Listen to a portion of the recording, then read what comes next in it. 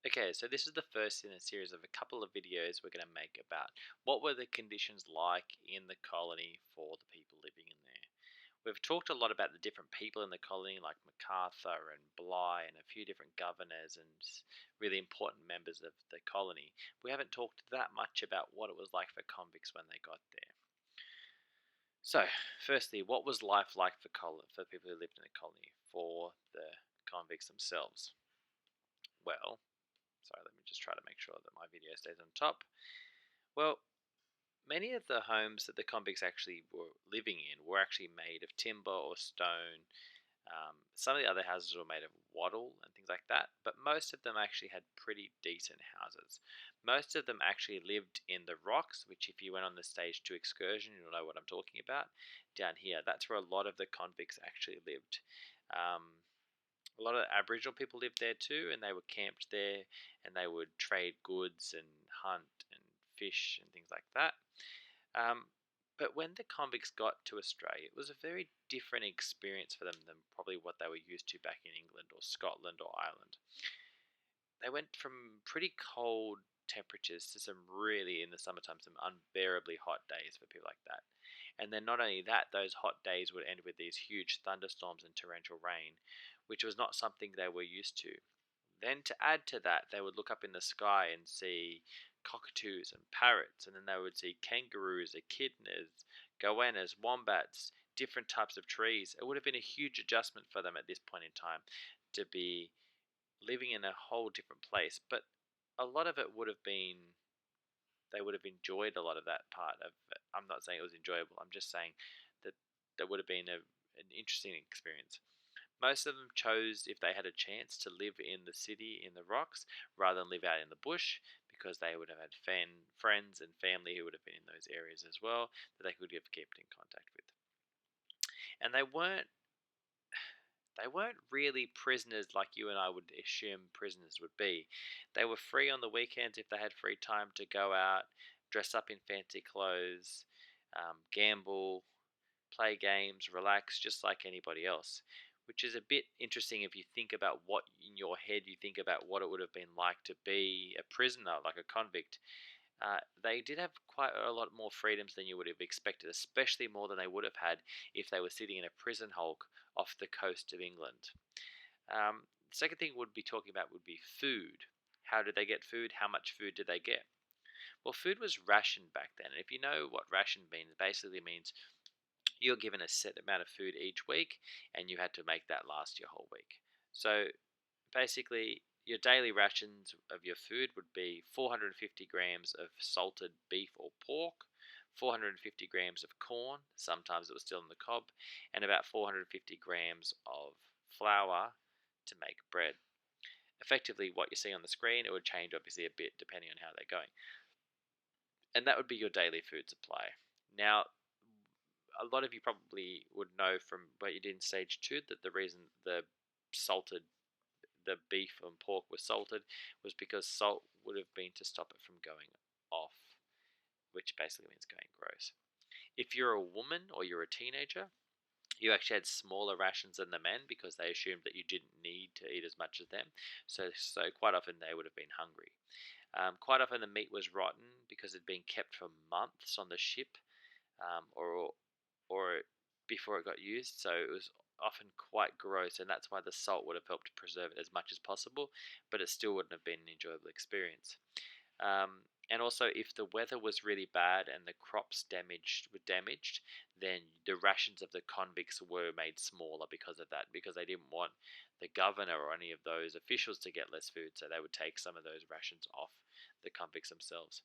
But if a convict did have money because some of them worked for money, that you could also buy more food, or if you could grow your own vegetable garden and make your own food, and even then they let you sell some of your own food back to other people if you did have a vegetable garden. So in that sense, there was some freedoms there, but it certainly wouldn't have been a fun experience trying to get food. You could have fished off the harbour if you wanted to.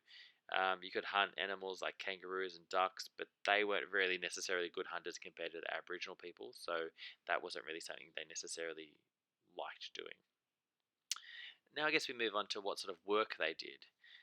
So workday started at 7 o'clock and you did a lot of different jobs. You would have works where you were basically, you could work for free settlers. You could be farmers for free settlers. You could be cutting down trees, sawing timber, making bricks, building doors, making windows or furniture, pulling carts, as you'll see here, moving buckets of barrels of water and things like that. All these sort of manual labor jobs. A lot of jobs which involved a lot of like physical things. Um, Yep, different things like that. You could a lot of carpenters working with wood, or tailors, or shoemakers making people making clothes, blacksmiths making those things for like horseshoes and things like that.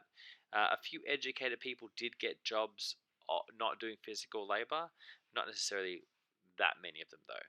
The female convicts weren't doing those jobs though. The female convicts were mainly using as cooks or maids or nurses, wash women, things like that, washing clothes. Um, Although some of them did have other jobs like that. Yeah. So I guess the next question a lot of people ask is, how were they behaved? What were they behaved like? Were they well behaved? Were they always up to mischief? And I think that depends necessarily on the generation we're talking about, because as you guys know, through the rum rebellion years, through that rum core trade, the behavior of the convicts was probably not as good as what it was at other times, because rum was so rampant in the colony. But most of them tried quite well to behave, because they wanted to get a ticket of leave, which you can see in front of you. They wanted to get that ticket of leave, which basically didn't necessarily mean they were 100% free, but they were effectively free, but they hadn't been given a full pardon, which they weren't fully emancipated. But this was huge. So it means they could work for themselves, they could earn money, and they have more freedom. Um, and then when you got an absolute pardon, you could basically do whatever you want. You could go home. You could spend the rest of your life as a free person. However, if you were a convict and you were not well behaved, then you refused to work, or you stole food or tools, or you tried to escape, you'd usually be punished with floggings, or you'd like get tied up in chains, things like that. Or if it was really serious, they'd send you down to work the mines in Newcastle, or they'd send you to Norfolk Island, which is like to get away and isolated. Um, so you could often get let off early, but most of the time they were just working for this ticket of leave. What was it like inside the convicts' houses? Well, the convicts actually lived fairly comfortably. They lived in usually 2 or 3 bedroom houses, three roomed houses, sorry, shared with either a couple of convicts or with their family that they had developed over the years. They usually had tables. They cooked dinner on a like pea and ham soup over a fireplace, and they used utensils and things like that. They slept on mattresses. They washed their clothes with buckets. They hung them up on a line to dry in the sun. Some of them had small animals like chickens or pigs or things like that, or had a small vegetable garden. So overall, they had way more friends than someone who was locked up in prison. So I think that's a big difference to what they would have had they stayed in England. And when you think about what we talked about in England at the time during the Industrial Revolution, where a lot more people became homeless and things like that, this was actually a huge step up for some of these people, especially if you served your time and then became a free settler. Sorry, emancipated, not free settler. Um, the convict men, in terms of what they wore, they were given a uniform that they had to wear as a convict, which was basically just like a cotton shirt, a blue jacket, a waistcoat, white trousers, and shoes, and you had a hat or a cap or something like that. But after work on a weekend, you were able to take off the government clothes, and you were able to wear fancy clothes out on the weekend, tailor-made clothes, things like that. Because if you'd saved enough money, you could get clothes made by a tailor who lived in the colony.